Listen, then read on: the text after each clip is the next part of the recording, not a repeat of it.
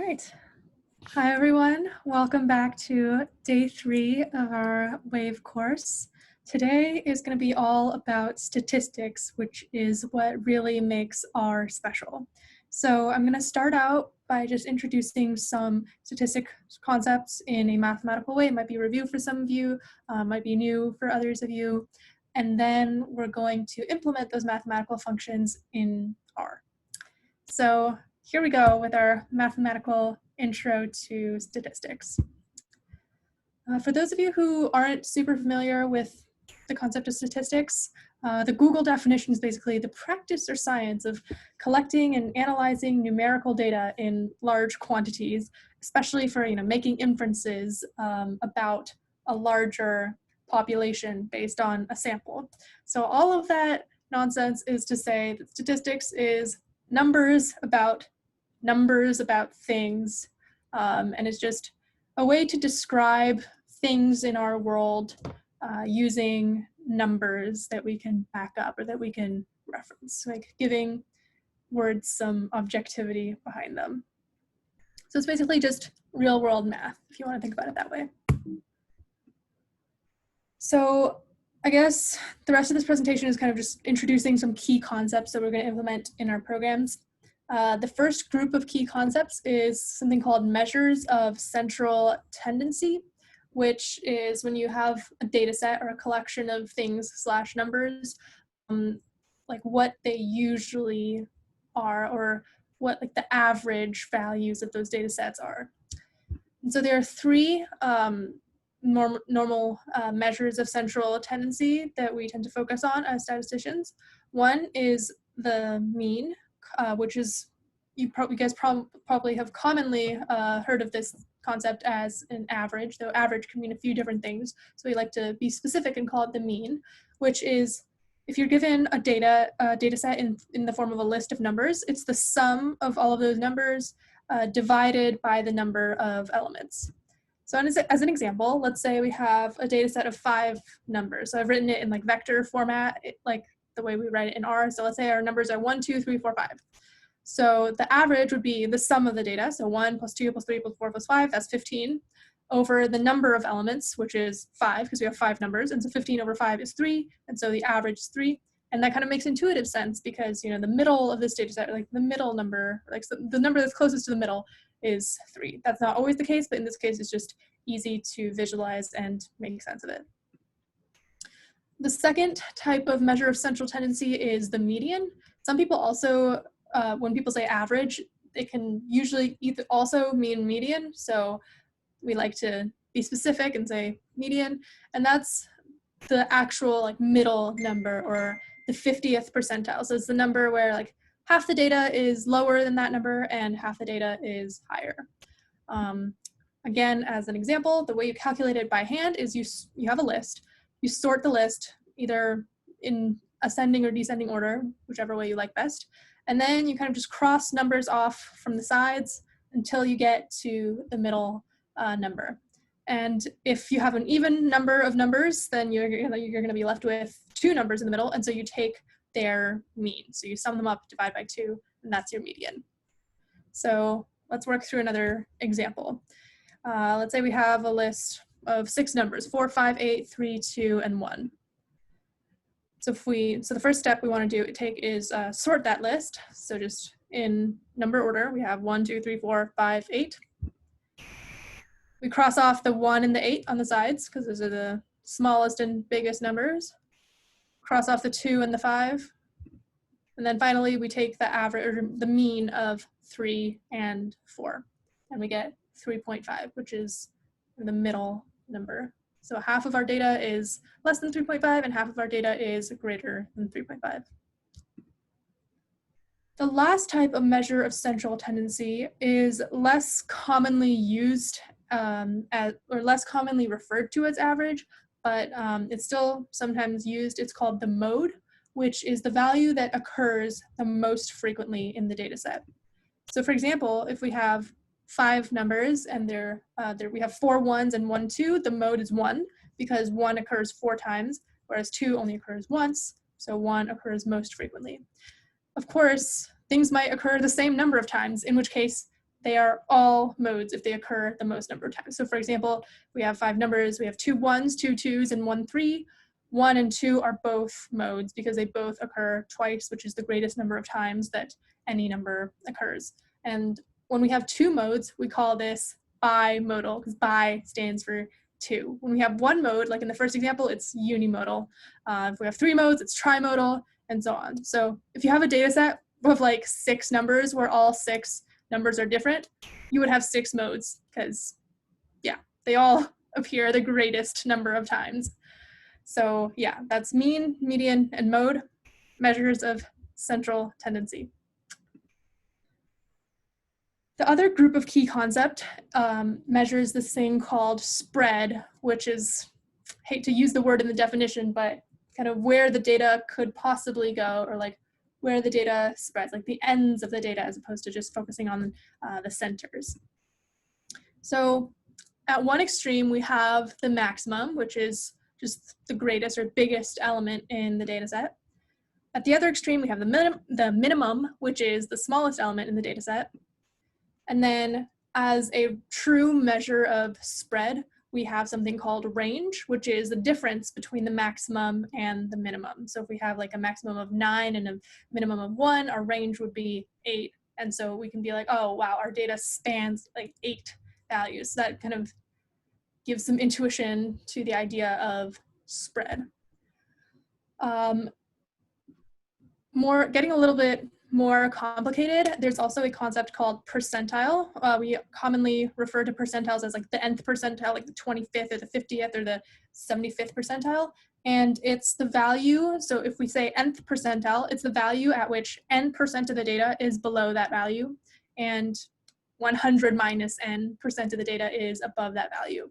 The thing with percentiles, though, is that there are like 20 billion different ways of calculating percentiles, because like if you have like 10 numbers and you want the 58th percentile, like who's to say, like, I don't know, if your numbers are between like 6 and 7, like who's to say whether it's 6.8 or 6.75?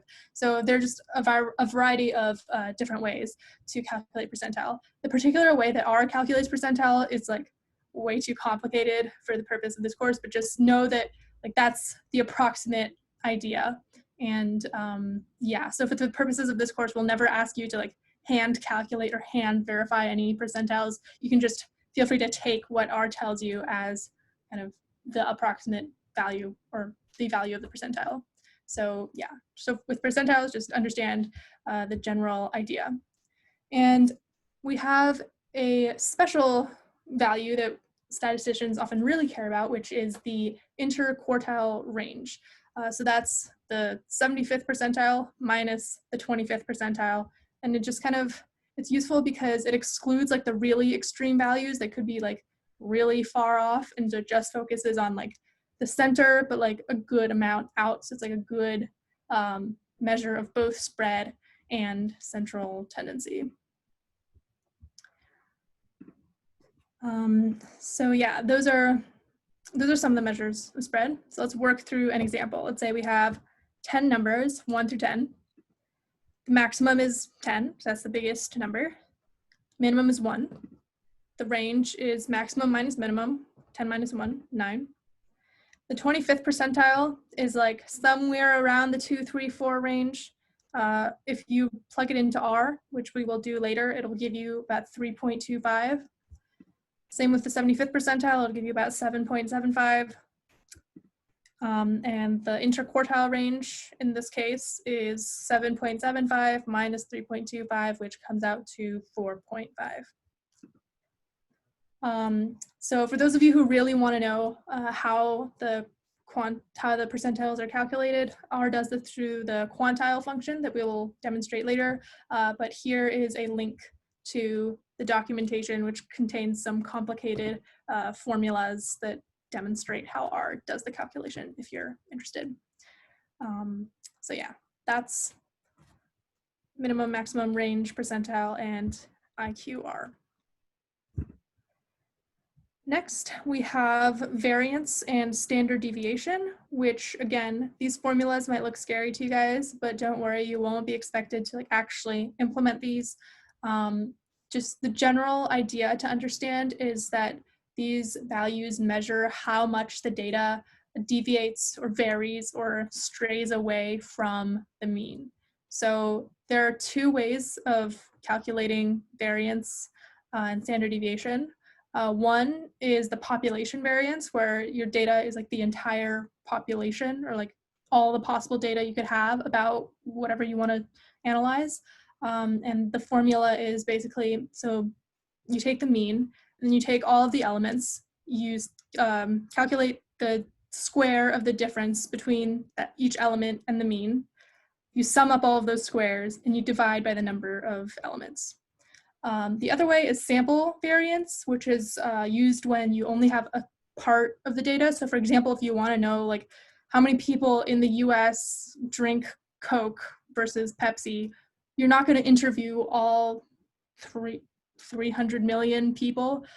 You're probably just going to like sample a few thousand and hope that your conclusions generalize to the larger population. So in that case, you would use something called the sample variance, where you do the same thing. You have the mean, which is calculated the same way, and then you have each element, you subtract it from the mean, square that, add that up for all the elements, and divide by the number of elements in the sample minus 1. So it's just a subtle difference there. And so what you get from that is the variance. The standard deviation is literally just the square root of the variance. So that's why it's denoted like sigma squared and s squared. So sigma would be the standard deviation, sigma squared would be the variance, s would be the sample standard deviation, and s squared would be the sample variance. So if that math kind of went over your head or was too complicated, don't worry about it. These slides are linked on the ed page, but also as long as you understand the general concept of just variance being how much the data like strays away from the mean or the average, you're fine. And oh yeah, I took this image from this online math learning site, which also has some more formulas and explanations if you guys are interested. And yeah, so that concludes my mathematical introduction. And now we're going to move into the code portion. So I'm going to share my other screen, which has RStudio. Okay. So if you haven't already, go ahead and download the R files that Lucas posted in the chat. If for some reason you can't, feel free to, as always, go File, New File, R script. But we've just provided a template with some comments to make things easier, and so like you kind of know where we are and what we're talking about. And yeah, so pull up RStudio, pull up that file. Yeah, thank you, Lucas, for dropping that again in the chat for those who may have come in a bit late. So the first thing we're going to do is we're going to take all of that gibberish I said in the slides, and we're going to implement it in code. So the first example I mentioned was just the 5 numbers, 1, 2, 3, 4, 5. And so we're just going to put that into a vector in R and print it out. Go ahead and like type what you see on the screen, and also, I will also be live typing some things, so just type along with me. So yeah, if we run this, what? Okay, if we run this line 8 right here on my screen, we get 1, 2, 3, 4, 5. So it's just a list of number or a vector of numbers 1 through 5.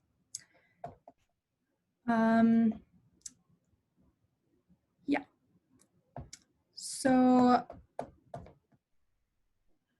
what we want to do after this, hold on, let me just, okay. So to calculate the mean, what we want is the sum of the values in the vector divided by the number of elements in the vector. So the way we can do this is we can say sum, vector 1. So sum, as we learned on day 1, just takes a vector and sums up all the values, divided by this function called length, vector 1. So length just returns the number of elements in a vector. So in this case, it'll be 5. And so we get 3, as we expected. And to check this answer, R also conveniently provides a function called mean. So we can just pass that in, and it does the exact same thing as sum over length. So it should give you 3. So in practice, you never have to do this sum over length. I just kind of did that to show you guys that we arrive at the same answer as the mean function, and that the R mean function is correct. So that's mean. Next, the next concept I described was the median, which is the middle number. So just in case you guys want to work through this step by step, what we can do is sort this vector. So first we're gonna create this vector, and we're gonna sort it. And so sort just sorts a vector in ascending order. And then we can say median vector 2. Again, R provides these functions, so you don't have to worry about what's going on underneath. It's just helpful to understand why, like the math behind these concepts. Again, R is like super good for this statistics stuff. So we get 3.5 as we arrived at in the slides. Next, we have measures of spread. We have another vector, just 1 through 10. So we're going to run that, create that vector. And R, again, has max and min functions. So the max returns the maximum, 10, because it's the maximum. Min returns the minimum. And range returns the range, which is the difference between the maximum and minimum. Or it returns actually the, in this case, this is important. So it doesn't actually return 9, it returns the maximum and the minimum. And so if you want the actual value of the range, you're gonna have to do this manually. So you say max minus min, and that'll give you 9. So yeah, that's max, min, and range. Next, we have percentiles, which in R are calculated using this function called quantiles, or quantile. Just a fancy word for percentile, honestly. So if we type in quantile vector 3, it's going to kind of give us a summary of the key percentiles that statisticians usually care about. So we usually care about the minimum, 0th percentile, maximum, 100th percentile, median, 50th, and 25th and 75th. So those are the values we got earlier. Checks out.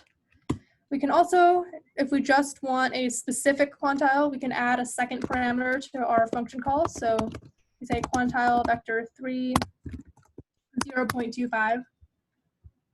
We get 3.25. So the important thing here is not to type 25, but 0.25. So it treats that second parameter as a number from 0 to 1, so not 0 to 100.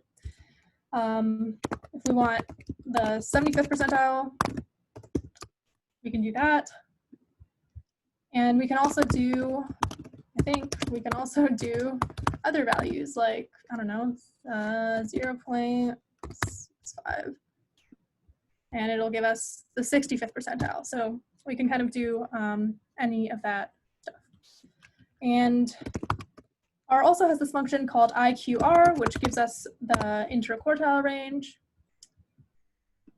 As we had earlier, we had the 25th percentile was 3.25, and the 75th percentile was 7.75, so this checks out. And just to verify, we can do the actual subtraction by hand. Quantile 75, quantile 25, and that should give us, sorry, vector, same answer. So yeah, just a good way to verify how your functions work. Not needed, but just useful to help you understand stuff. So that is percentile and interquartile range. The next thing we talked about was variance and standard deviation, which again is how numbers stray from the mean. Again, R just takes care of this stuff for us. Var is the variance, and to calculate the standard deviation, we can physically or manually square root that variance. So SQRT stands for square root in R and in most languages, and in most like mathematical discourse, I guess. But we also have just SD, which is standard deviation, that can do that square rooting for us, and it should give us the same thing. And for reference, for those of you who are interested, I believe R calculates variance and standard deviation using the sample method, not the population method. Again, like not too much to sweat if you don't really understand it, but if you're curious, that's how it's done. All right, so those are just checking our calculations from the slides.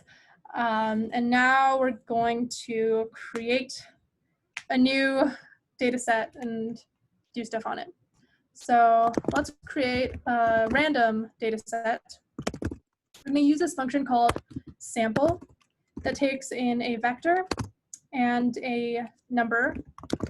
And so basically what this says is create a vector of 10 elements where each element is a random number from 1 to 100 inclusive.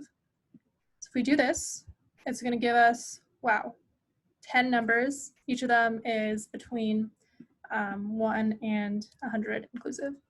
So something we can, so we're just gonna go over these functions once again so you guys really understand them or get how to at least implement them.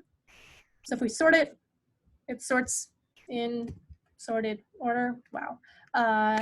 If we sum this thing, we get the sum of all the elements. If we get, let's also do mean, which is the average. Makes sense, it's 30, there's 10 elements, so that checks out. We can also do the median, which again, if you guys look at this, it's the average of 36 and 40, which are our middle two elements. Then we also have min. I'm gonna just do these on one line to save some time. So min and max, 1 and 77. Range, gonna give us those two numbers again. And then quantiles are gonna give us those quantiles. So hopefully that makes sense. What other functions did we have? We had IQR, which is the 25th minus, sorry, 75th minus 25th. Variance and standard deviation. Should be the square root of variance.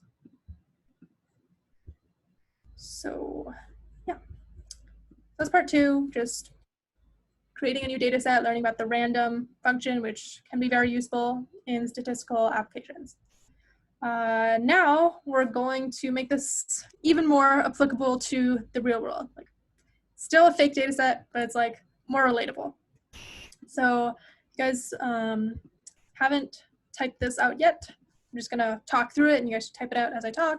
But basically here we're creating a matrix called grades. We learned about matrix on day 1, just it's a rectangle of numbers. So we're gonna sample, so we're gonna create a vector. So our matrix is gonna have 15 numbers, and each number is gonna be a random number between 60 and 100, presumably representing grades between 60% and 100%. And we're gonna have 5 rows and 3 columns. And so if you run that, we'll get a random matrix of grades. And then we're gonna name the rows. We're gonna say, oh, each column represents the grades for 1 student. No, just kidding. Each row represents the grades for 1 student. So we'll have 5 students in this class. As you can see, it just replaces the indices with names. And then we'll have the column names. So we'll have, I don't know, let's say this semester we had 3 assignments. We had homework, quiz, and a test. And we do that. We replace the column names with those more descriptive names. So that's our data set.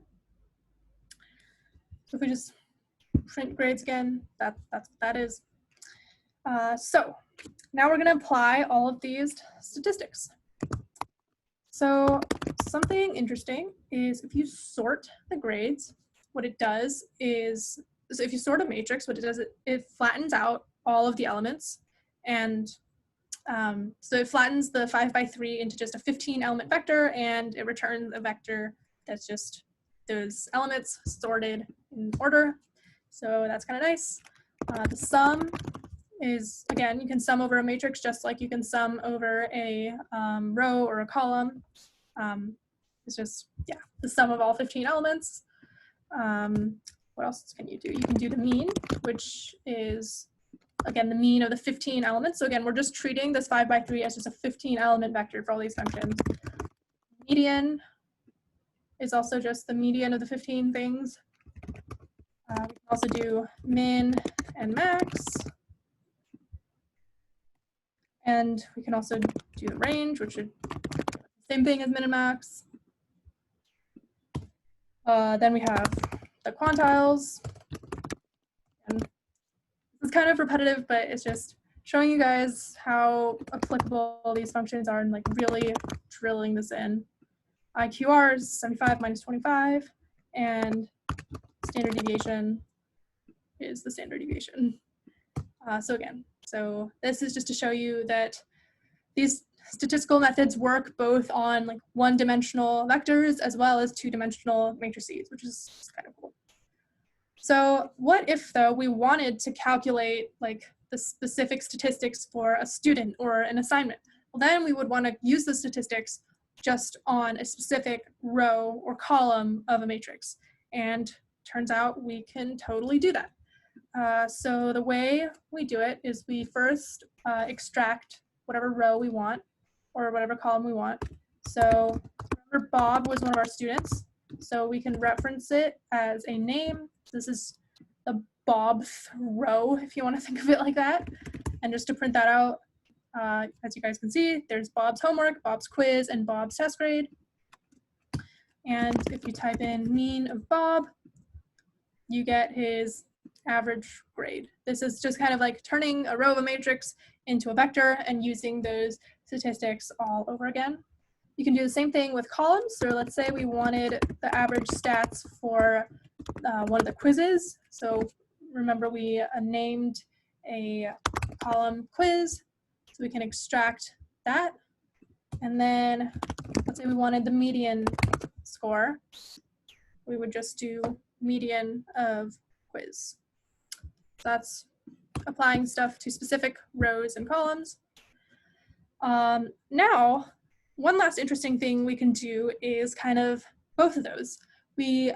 R has these like one-word functions that can take a table and give you the summary statistics of each column in the table in one go, or like each row in the table in one go. So just to remind ourselves what grades is this 5 by 3 matrix. So as one example, we can do something called col sums of grades. And so remember, we have 3 columns, right? And so this just gives you one row with 3 columns where each entry is the sum of the grades for that entire column. So that's a pretty neat way to kind of see all of your data at once. You can do the same thing with rows. So row sums is just, it'll flatten it out into one row, but basically each of these entries is the sum for that student or that row in this table. Similarly, we have a function for means, and we have the equivalent function for rows. And yeah, so that's just means of columns and rows. And if you're curious, the R documentation has probably has a lot more functions that does this thing where it calculates aggregate statistics by row or column for a table. So that's kind of all of the stats programming basics I wanted to cover. Now I will pass it off to Lucas for a tutorial on how to build an app that calculates some of these stats.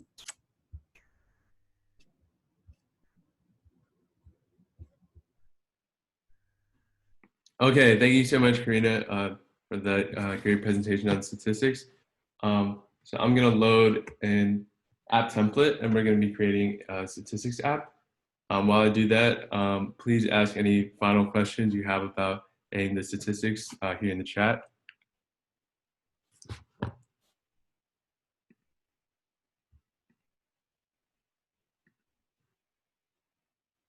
Okay, cool. It'd be great if you could give a thumbs up if you can see my my screen here with RStudio loaded up.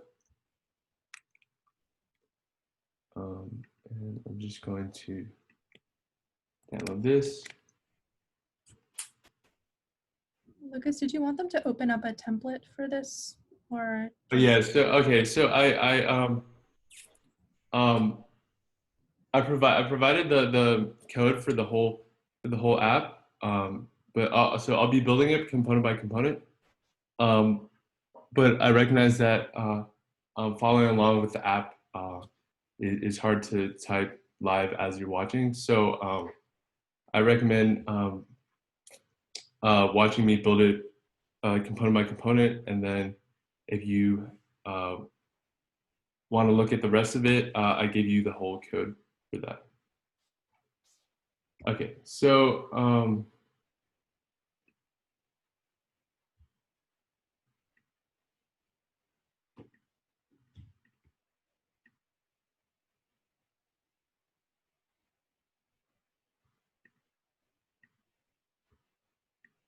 okay, so here is the calculator, statistics calculator we're going to be building. This is just part of it that we're going to be building right here. You're going to implement some more functions if you decide to stay for the workshop. So in this statistics calculator, the user can input a set of numbers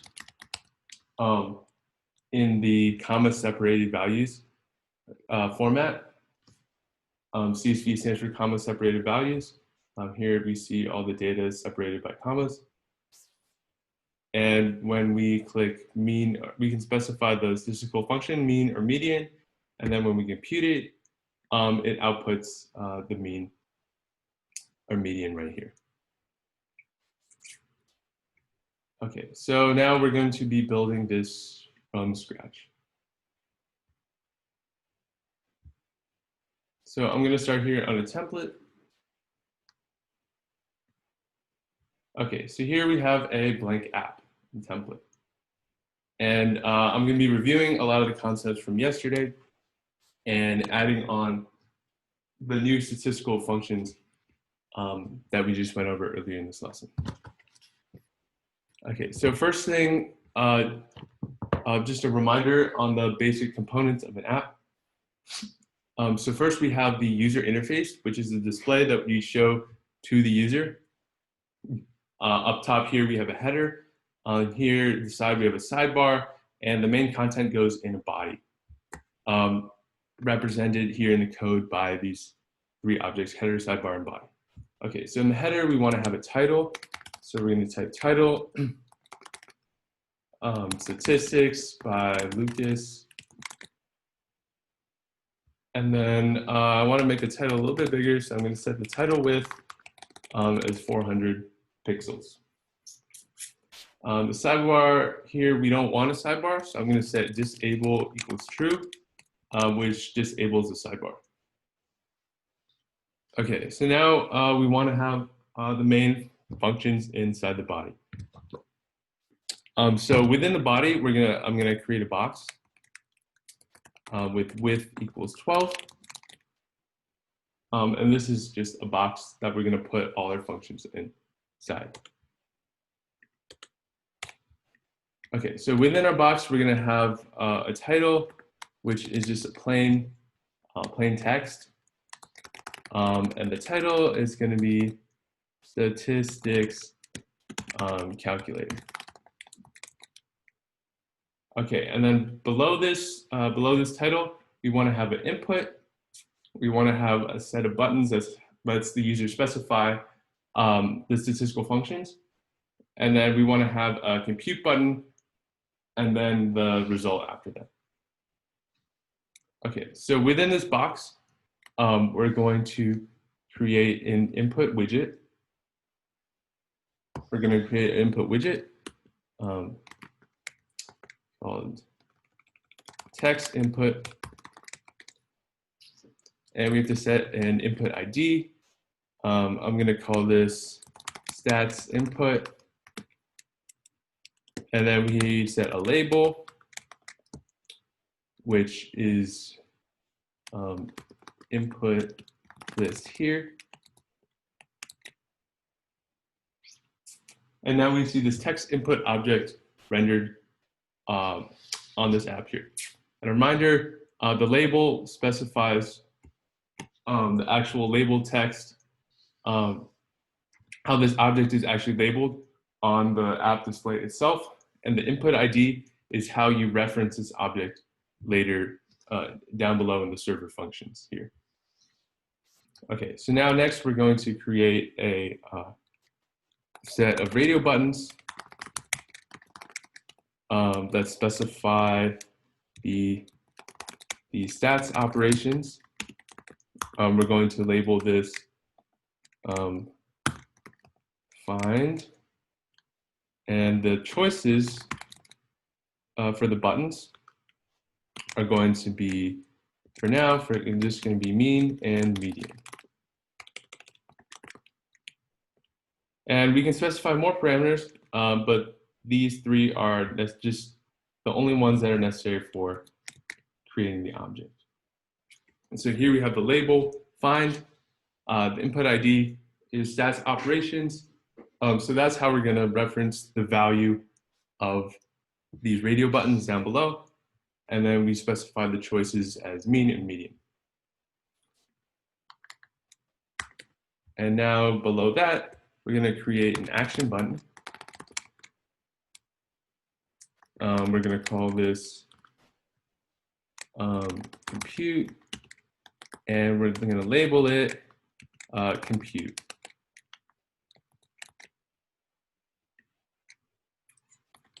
And then right below that, we're going to have result. So we're just going to have plain text that says result.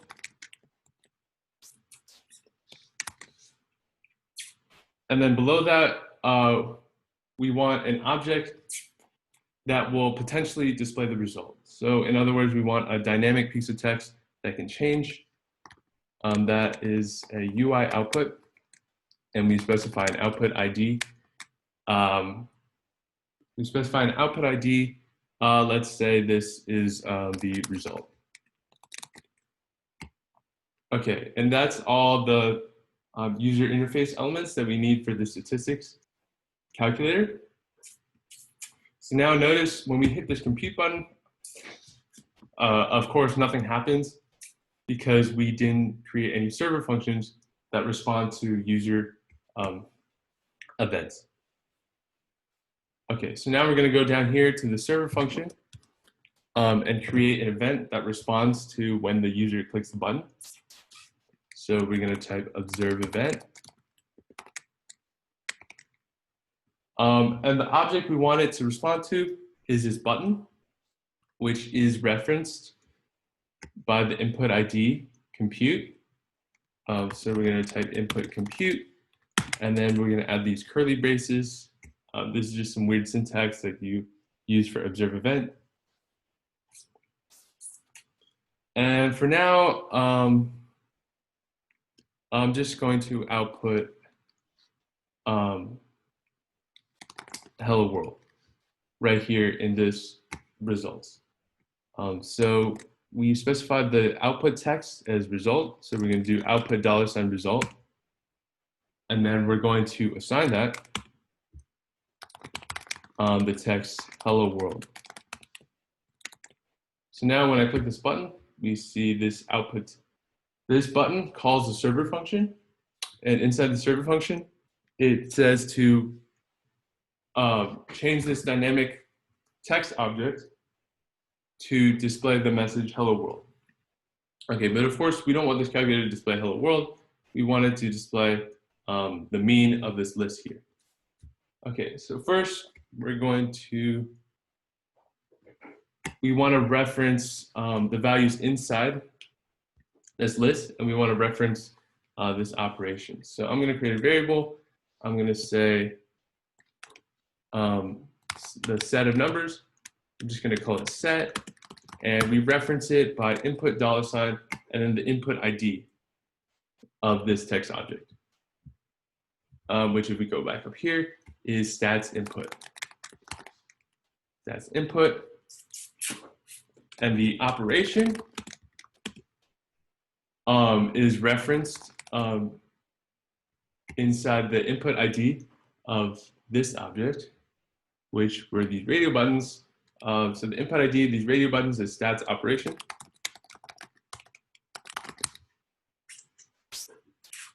So now in the result, we can now print out the results of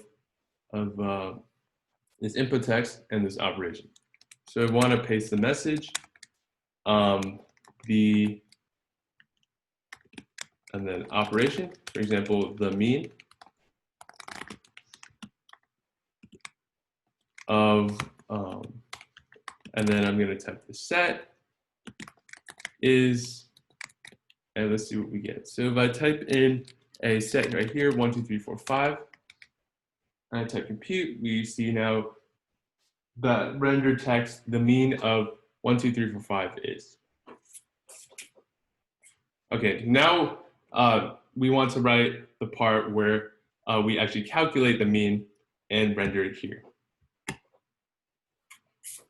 Okay, so this is a little tricky. It's non-standard. It requires non-standard functions in R, but I'll go through it line by line. But if you have any trouble with this, I'm providing the full code, so you don't need to rewrite this when you're working on it. Okay, so right now in this observe event, we have referenced the values inside this input text, and we have referenced the value inside this operation. Okay, so we want to call here, what we want to call, we want the result to be, in this case, mean of 1 through 5, right? In other words, we want the mean of this list of numbers. So right now, this list of numbers is stored as the string 1, 2, 3, 4, 5, and you can only pass in a vector values into the mean function. We want, so I'm going to stop this app right here. Okay, so what we want right now is we want to be able to take the mean of 1 through 5. But this only accepts the vector, the values of the numbers in the data set as in a vector form. And right now, this input text is stored as the form 1, 2, 3, 4, 5 like this. So to convert, we want to convert this string into a vector. We can use the function string split, and we split 1, 2, 3, 4, 5, and then we specify what we want to split by. So I want to split by a comma, and that splits it into a list like this, and then we want to unlist this. When we unlist this, we get this value. We get all the values inside the vector, but we want them as numeric values because the mean can't calculate the mean of a set of character strings. So we want to say as.numeric, and then unlist, and then string split. And now we have successfully converted string, example string like this into a vector. And then now we can call functions like mean and median on this set of vector and get an appropriate result. So here I provided a specific example of 1, 2, 3, 4, 5. So we want to do this in general. So I'm going to say result equals as dot numeric, and then we're going to unlist string split the string inside the input text, which was set. And we're going to split by the comma.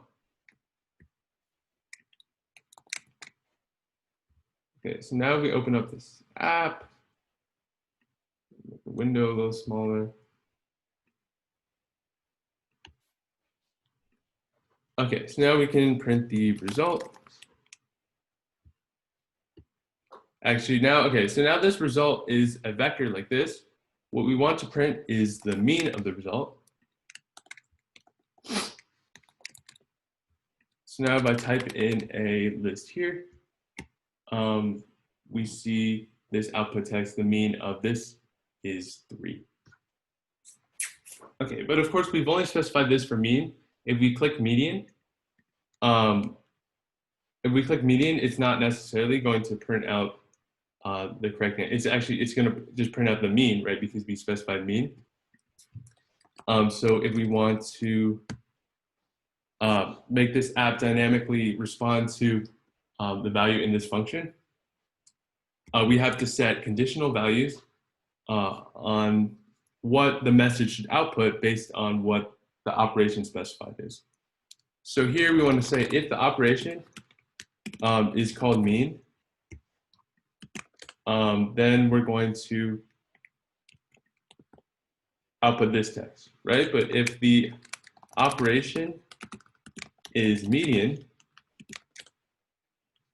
we want to output a similar text. Oops. But instead of outputting the mean of this list of numbers, we want to output the median. Okay, so now when we type a list of numbers,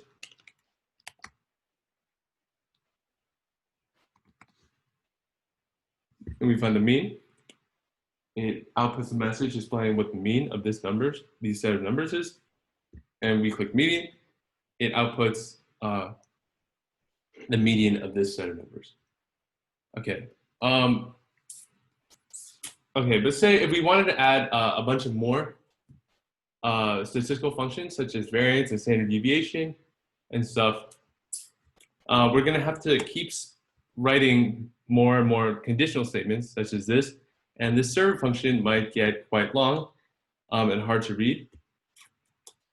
So we're actually going to replace this with a function that we're going to write.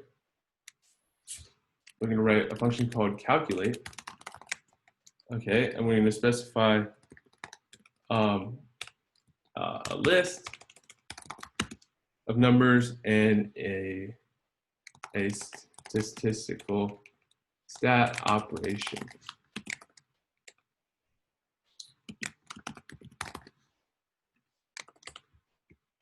Okay, and I'm going to do a similar thing. I'm going to say if the operation is mean, I want to return the mean of the list, and the operation is median, I want to return the median of the list. It might not be so apparent right now why I'm creating this separate function, but you'll see in a sec why this is convenient to do. Okay, so for example, if we want to say calculate the mean of 1 through 5, we can say calculate 1 through 5 and specify the operation this way. Okay.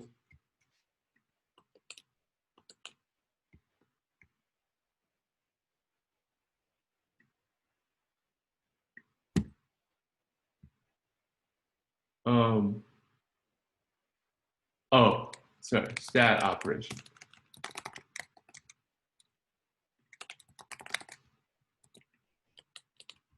Okay, it calculates a mean. And now we're going to implement this into into the server function so that we don't have to write all these conditional statements in the server function. Okay, so let's delete all these conditional statements to what we had originally. So what we had originally is that when I input a list of numbers and I click this compute button. This compute button calls this observe event function, and it outputs a text to this dynamic text object, and outputs the message the operation, which is mean, of the set of numbers, which is 1, 2, 3, 4, 5, is, and then the mean of the result. But instead of just saying the mean of the result, we're going to use this function. We're going to say we want to calculate result, and then we specify the operation, which is this operation right here. Okay, so now when we type in 1, 2, 3, 4, 5, we get the correct result. Okay, and that's it to get you started on this writing this statistical app. So now I provided you all the code for this app in the Google Drive. Here I'm going to show you in the Google Drive, and then in the workshop.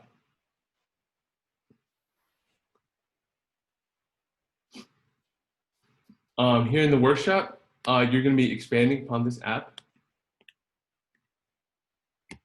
to be creating your own statistics calculator that calculates a bunch of different functions. So that is it for the first part of this this lecture. Karina, if you have anything else, say so. Otherwise, I'll stop the recording. No, that was great. Nothing to add from my end.